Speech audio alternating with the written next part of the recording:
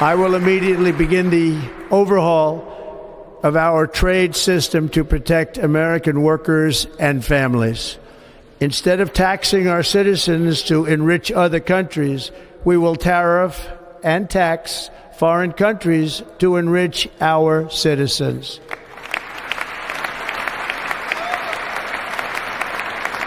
For this purpose, we are establishing the External Revenue Service to collect all tariffs, duties, and revenues. It will be massive amounts of money pouring into our Treasury, coming from foreign sources. The American dream will soon be back and thriving like never before to restore competence and effectiveness to our federal government.